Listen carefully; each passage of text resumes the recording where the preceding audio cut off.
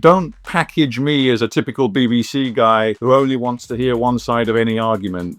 Hard Talk was journalism in its purest form. I didn't bring my agenda or my opinion to the table, but I certainly did listen very hard and try and question intelligently people on all sides of an argument. I know there are people who would see the BBC as the embodiment of a sort of a liberal, and they probably would say woke cultural organization. I think that's lazy, it's crude, and it's just wrong. Hello and welcome back to UnHerd. Hard Talk, the BBC's flagship, hard-hitting, long-form interview show, has been axed. Its last ever show has gone out.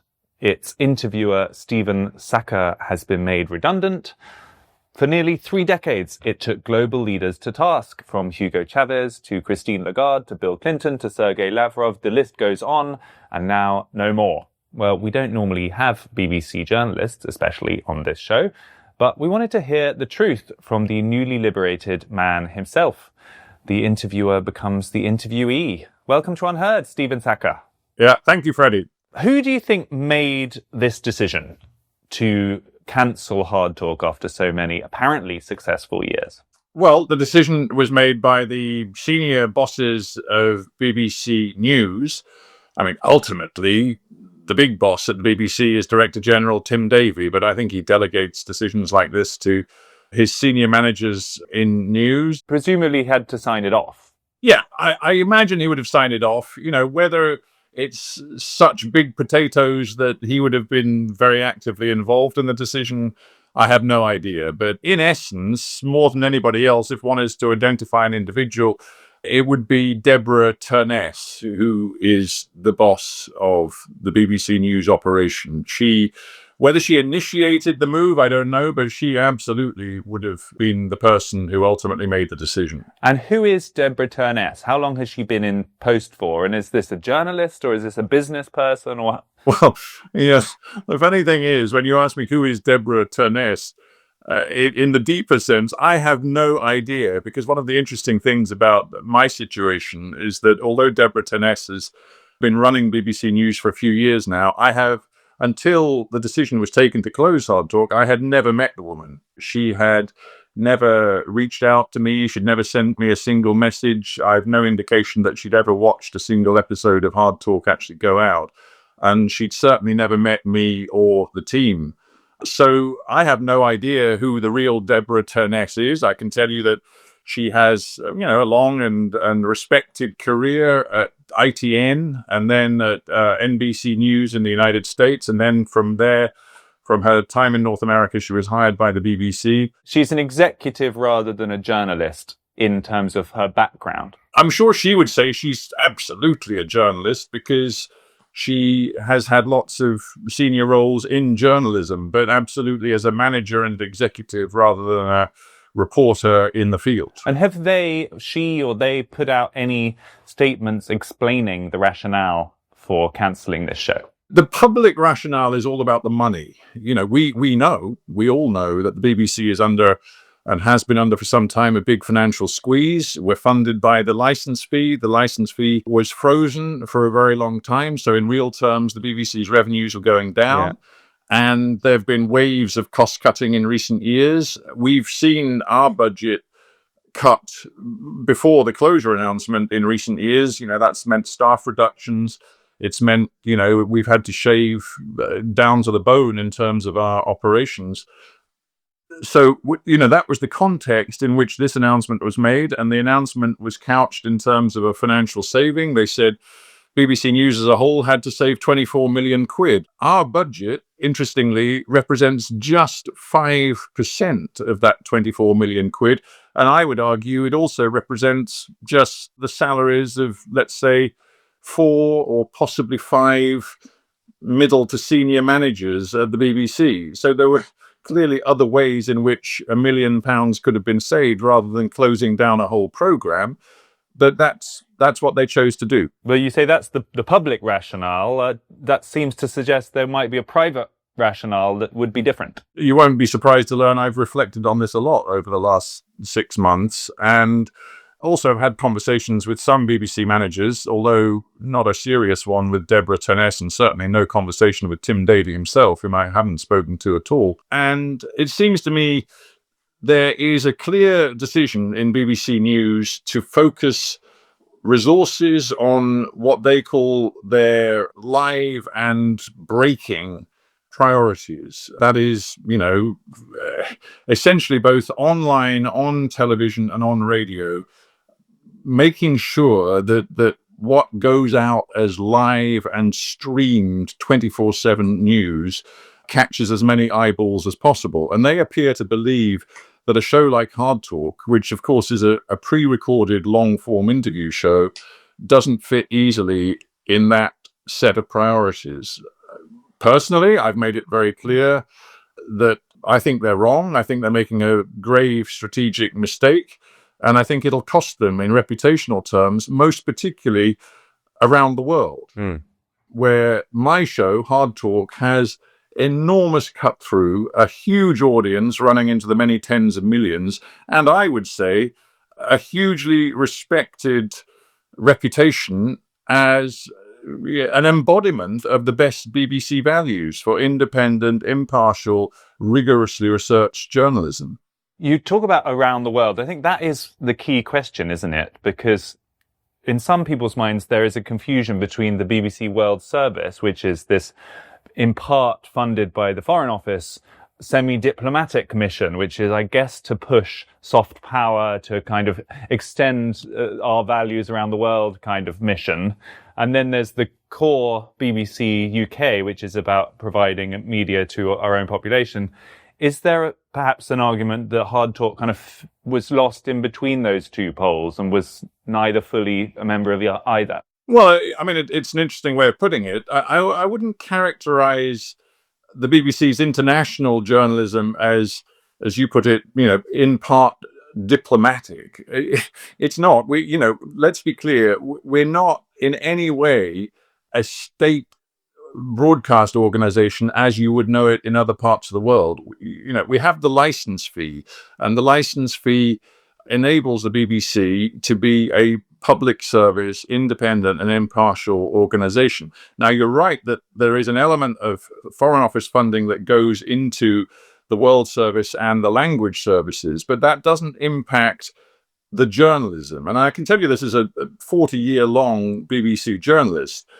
No way whatsoever have I ever felt that I'm representative of a state broadcasting organization. What I have always felt is deeply proud as one of the sort of longest serving, most experienced international reporters and interviewers at the BBC. I've always felt deeply proud to be around the world representing a set of journalistic values that I personally really believe very deeply in. Whether we fell between stools because we're international facing and, the vast preponderance of our audience is living outside the UK, whether that meant that we weren't really cared for, we weren't prioritized by the UK management is an interesting question. And maybe an equally interesting question is whether the bosses that I'm referring to who made the decision to shut down the show, whether they were even aware of the reach, reputation, brand value of Hard Talk to the BBC in so many different countries around the world. Were they truly aware of that in London? I don't know. Do you think it's a case of looking at the wrong metrics? I mean, you hear a lot about this, both in media organizations, but in organizations generally. There's this sort of obsession with data and that you must follow metrics and KPIs to prove to validate each individual project. Maybe the set of metrics they're looking about, which is UK viewing hours and take up from audiences and stuff, don't manage to capture that kind of impact. And I don't know, do you think it's a data problem? Audience matters and engagement matters. There's no point broadcasting into a vacuum. If you don't have an audience, there is, not a whole lot of point to maintaining a show. If you're failing to communicate, what's the point? But what I would say is that when the management had to justify the closure of Hard Talk, they did something which I felt was disingenuous. They focused on the audience, and here we're talking about the TV content, the TV element of Hard Talk, because it was both a radio and a TV show. But they took the TV audience from the UK on the news channel, the domestic news channel. And they said, look, the audience is very small. There's no appetite for this. The thing about that is that they chose in recent years to broadcast it only after midnight and at 4 o'clock in the morning. So, of course, there was no audience. And actually, interestingly, if you look at the metrics for those ungodly hours, Hard Talk scored very high. You know, we had more audience than any other channel pretty much. But of course, it was still hugely low numbers, because who watches TV at midnight 30 or 4 o'clock in the morning? But the point was, the management, that is, they never looked at the size of our audience around the world, which is what really matters, because after all, we're an international facing show. And there, because of the reach of the what used to be called World News Channel, and because of the reach of BBC World Service Radio, where we're broadcast 3 times every week, the total audience watching Hard Talk or listening to Hard Talk in any given week was in the tens and tens of millions, depending on how you value reach as opposed to specific audience. We could claim to be seen by around 170 million, seen or listened to by 170 million people around the world per week. I mean, that's a stunning figure. Imagine any other BBC program that has that sort of audience. I mean, think about shows that you know and love, like the Today program on the radio or Newsnight on the telly. You know, they measure their audience in the hundreds of thousands, and if they're lucky, the few millions, because they're UK-based programs. But we, with our reach around the world, could draw in an audience that dwarfed theirs, and with a tiny, tiny staff and a tiny budget. And yet we've been shut down. Would you take it outside the BBC? I mean, are you looking to relaunch it in some kind of commercial setting? Yeah, I mean, you're talking to me at a sensitive time in that, as you said, I'm basically, I've been given the boot by the BBC, but I'm actually serving out a notice period, so I'm still a BBC staffer for the time being. So I am engaging in some interesting conversations, put it that way, about what might become of the show. But more particularly for me, I've got other things I want to do. I mean, I've spent the last 20 years being an interviewer. Before that, I was a foreign correspondent for the best part of 2 decades. I've just signed a book deal, so I'm going to write a book. I'm going to do a little bit of broadcasting, which I can't reveal quite yet, but, there's a deal in the works. And then I'll look at whether I can find a format, maybe in the podcast world, to continue to do, some interviewing as well. We'll see. You mentioned the podcast world. It's sort of ironic in a way that the thing the BBC has that is closest to some of the more successful podcasts, I'm thinking of things like the Joe Rogan show, which is obviously a long form interview show, but there are many other examples. I would even count our show in that group. That they're choosing to axe that, whilst you feel like the audience for long form interviews might be growing. What's your take on the kind of environment there? And people like Joe Rogan, do you listen? Do you watch? What do you think of them? The media landscape is being transformed, and I think what you're alluding to is something really important. I would say that some of the people, who are very senior in the BBC are suffering from a crisis of confidence in the appetite of audiences for longer form, serious conversation, talk, content, call it what you will. I think the evidence all around us shows that there is a huge appetite or thirst for this kind of material. And I think the BBC, if it vacates that space, is making a terrible, terrible mistake. I think there's a lot to learn from what we see in America with the rollout of extraordinarily successful talk podcasts.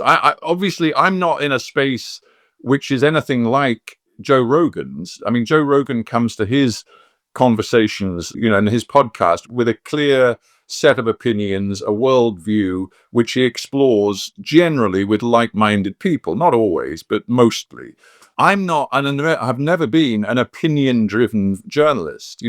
What drives me, and I hope this doesn't sound too pompous or grandiose, but is an effort to get closer to the truth. The truth has become a slippery concept, and to some people is a word that they now avoid because, it involves a very long conversation about what the truth is. But I still do believe in a journalism that can get closer to the truth.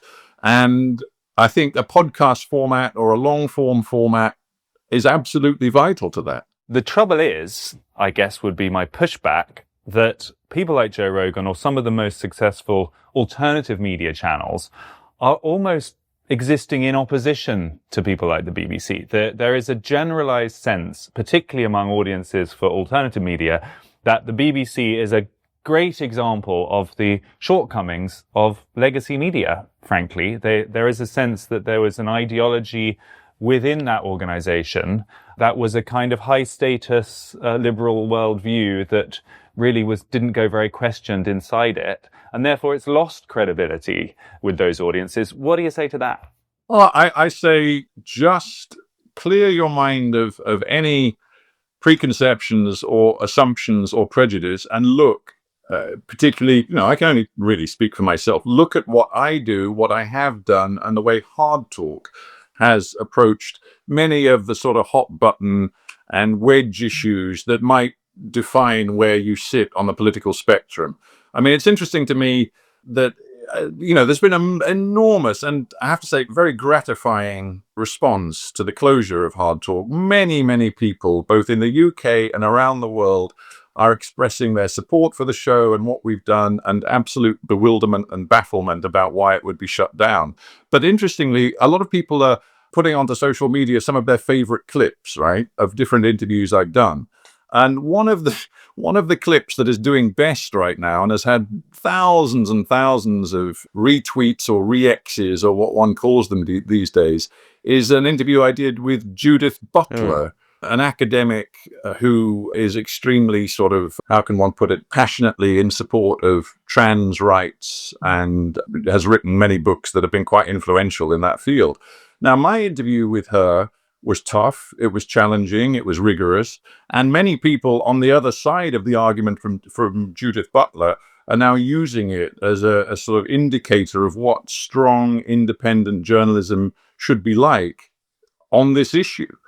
And frankly, if we're talking about culture wars or, the current polarization of journalism in this particular field, many of those who might be much closer to Joe Rogan than to me really love what I did in that interview. So please don't package me as a typical BBC guy who only wants to hear one side of any argument.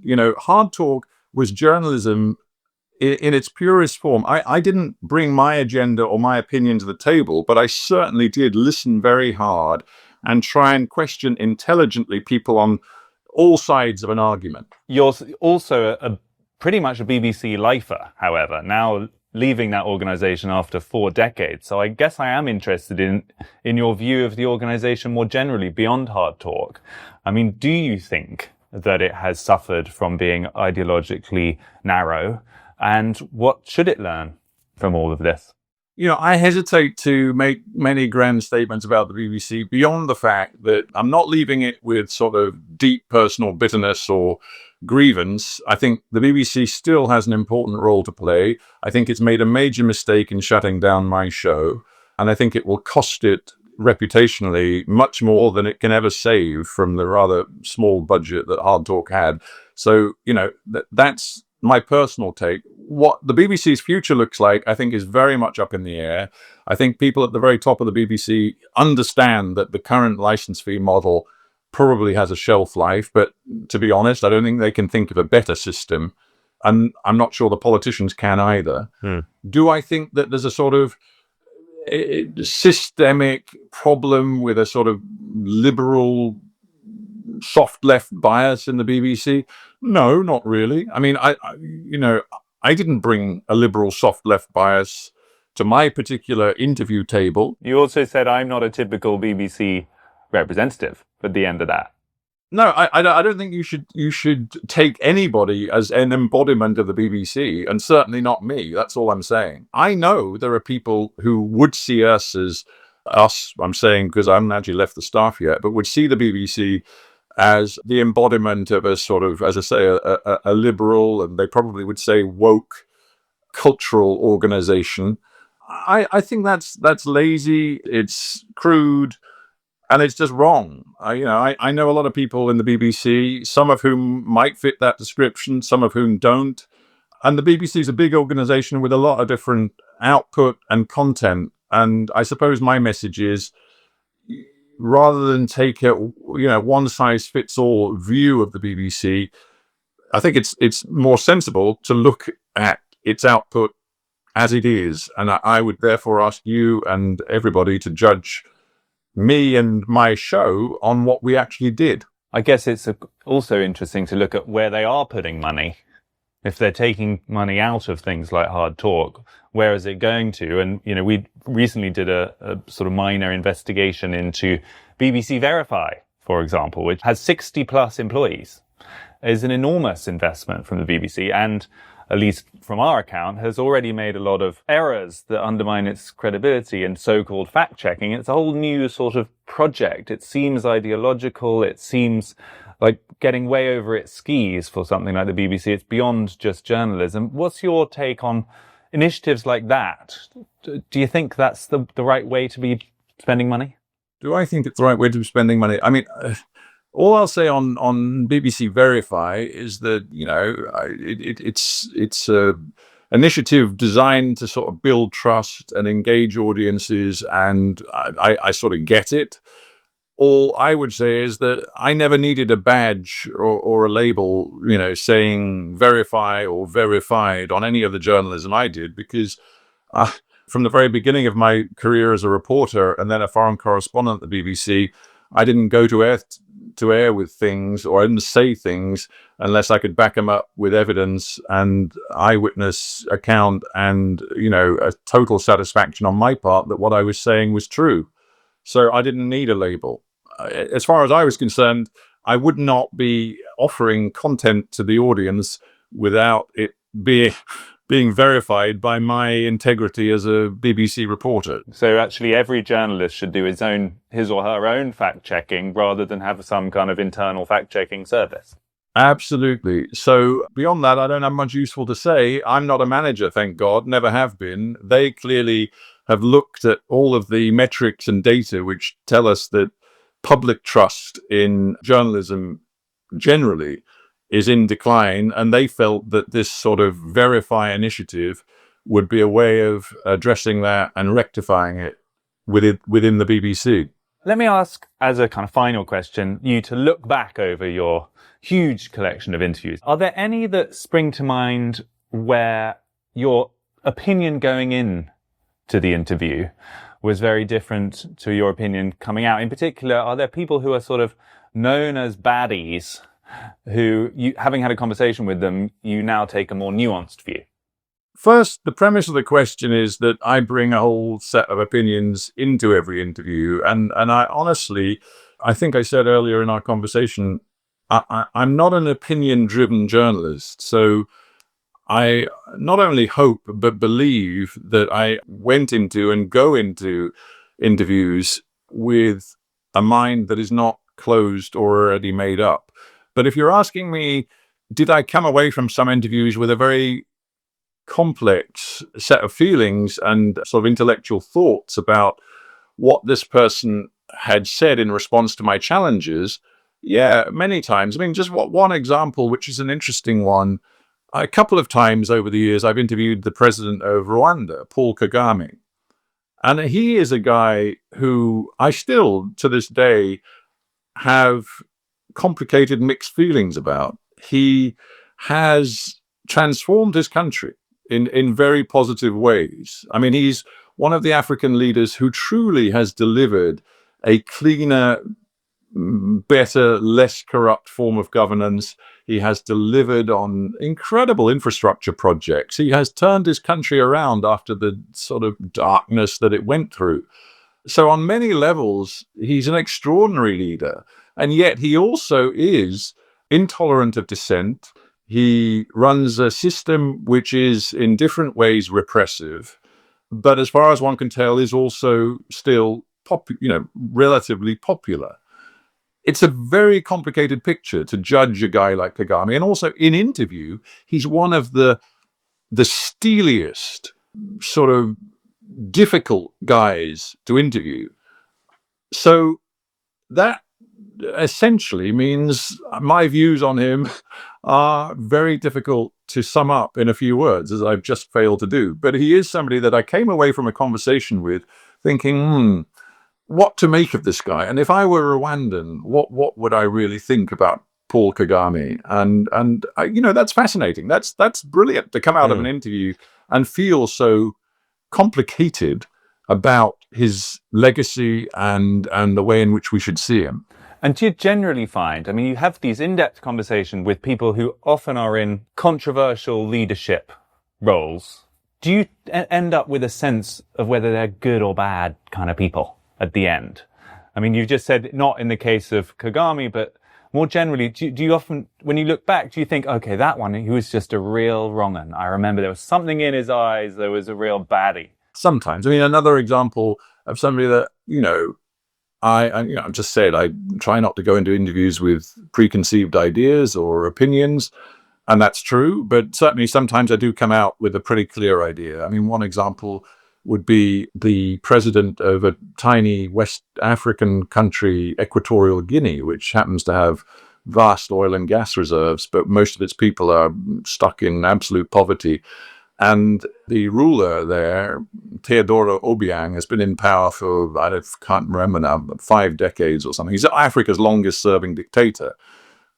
I mean, obviously the signals are there that this probably isn't a guy who's committed to good governance, but I, again, didn't want to prejudge. But when I went into the interview, and the whole sort of atmosphere in one of his many presidential palaces, the fact the room was ringed with sycophants and advisors and cabinet ministers who'd all been hauled in to observe the great man give me this interview. And then his responses to my detailed questions about the reality of life for most people in his country, and the way he handled it and handled the questions about the fleet of supercars that his son has managed to acquire in Paris and New York. I came away with a feeling this guy's venal, corrupt, and a wrong-un. Sergei Lavrov, final name I'll throw at you. Here's someone who's really important right now. I mean, at the center of negotiating the future settlement of Europe. What was your sense of him? Extremely skilled diplomat, incredibly loyal to Putin, very smart, and not interested in the truth, but absolutely committed to the line. That is the position, the line of Putin and the Kremlin. I've interviewed him a couple of times, but not recently, not since the full-on invasion of Ukraine in 2022. But the way he's handled that full-on invasion and continues to handle, now, the putative peace talks, etc., it's all fits with what I saw of the guy. I mean, he's a great representative of the Putin regime. So possibly, who do we think is more likely to win a more successful outcome for their side if you put him and his guys in a room with Trump's representatives? I mean, who do you think would be more skillful? Yeah, well, I mean, you presuppose in the question that their interests are contrary, and we don't even know if that's true. I mean, a more interesting question, in a way, is, although they're not in the same room, because we're certainly not at that stage, if you put Zelensky and his top team against Putin, Lavrov, and their team, who is more skilled and who is better able to navigate an extremely complex and sensitive set of negotiations? And that's a really interesting question, because I've interviewed Zelensky a couple of times too, and many of the senior people, including the head of military intelligence in Ukraine, and they are super smart people too. And they really are creative thinkers. So you've got two sets of smart, skilled people, and I'm not including the Trump team in that. The Trump team are something else. But it's going to be fascinating to see how it plays out. In essence, it really depends who's got the leverage, who's got the cards. And then you go back to the sort of Trump analysis, where Trump thinks in terms of leverage and cards all the time. But you think, just to pick up on that detail, because I can't quite let it pass, your sense then is that Trump's team and Putin's team are not on opposing sides and that they are somehow working in cahoots? Yeah, I can't be definitive. It's just I challenge your premise in your question that Trump and his team were going to talk to Lavrov and the Russian team as people who have contrary and different interests. And I'm saying I think it's not clear that that's the case, and it could be that there is more alignment than you think between those two parties.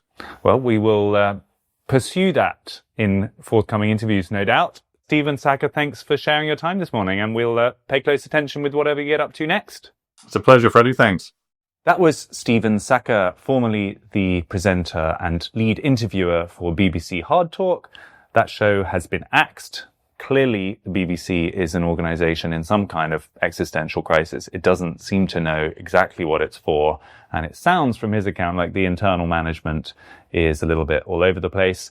We'll be following whatever he does next with interest. Could have gone into a whole long conversation with him about Russia and Ukraine there. There were lots of threads that I wanted to pick up, but we ran out of time, so we have to leave that till next time. Thanks for tuning in. This was UnHerd.